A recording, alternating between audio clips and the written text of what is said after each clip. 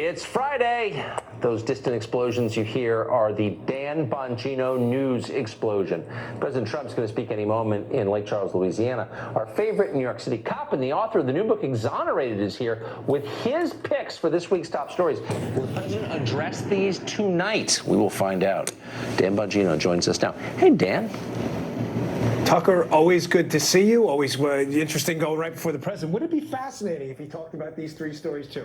Always tough on Friday, getting the top three. Let's try to squeeze them in. Story number 3, Tucker, this liberal tolerance, dreaded air quotes, is getting really dangerous. I've noticed. As we saw again last night, sadly, in Minneapolis, Minnesota, they walked outside, a bunch of peaceful Trump supporters. Some of them, unfortunately, were assaulted right as they left the rally. You know, I love props for these segments, Tucker. I swear, I was looking around for my daughter's play Captain America shield, and I couldn't find it, so shame on me. But I was gonna recommend you bring one of those vibranium Captain America shields if you're a Trump supporter. You may need it to deflect the liberal rocks and stones they'll throw at you. A sad state of affairs, you know, terrible. Next time I'll be better prepared with the prop on that one. We're moving, so I couldn't find it. All right, story number 2. Listen, I'd like to start in still kind of a new segment here, maybe fraud of the week or fraud of the month. This one was an easy one. Elizabeth Warren, who Tucker amazingly cannot seem to get her own autobiography right. You know the auto part of the biography? Like, who knows the Tucker Carlson story better than Tucker Carlson, or vice versa with Dan Bongino? Elizabeth Warren can't seem to get her own story right. She makes this allegation in this repeated campaign stump speech that she was let go of a job because she was pregnant. Well, Elizabeth Warren herself, as we can see in this video here, Elizabeth Warren is refuting Elizabeth Warren's own story. Check this out.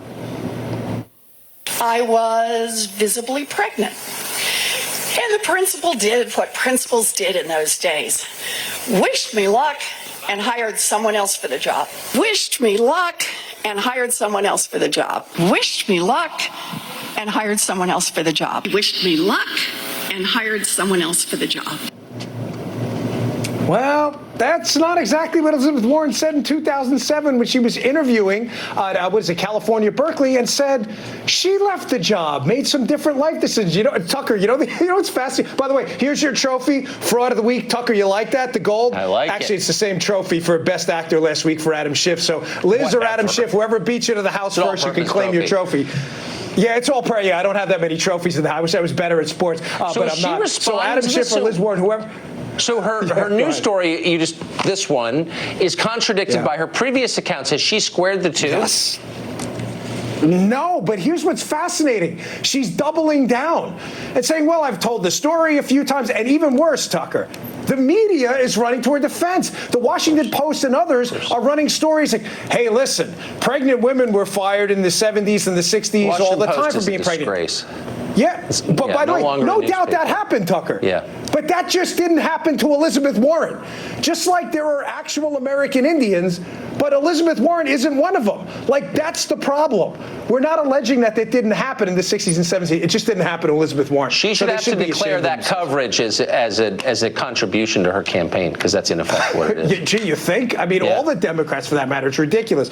All right, story number 1.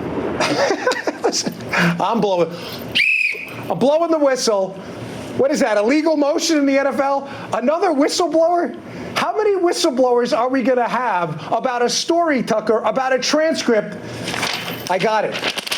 Here it is, that we can all read. I printed page 1. This unclassified. Here's the I could be the whistleblower. They're like, hey, there's a new whistleblower about the Trump call with the Ukrainian President Zelensky about the alleged quid pro quo that didn't happen. And now there's a second, third, and maybe another whistleblower. Folks, we don't need whistleblowers. Read the thing yourself. The whistle's been blown. I'm blowing the whistle on the whistleblower. No more whistleblowers. Read it's like the Protestant Reformation. Suddenly we can all assess for ourselves. You're exactly right. Dan Bongino. My head has exploded, just as you promised. Great to see you tonight. Happy weekend.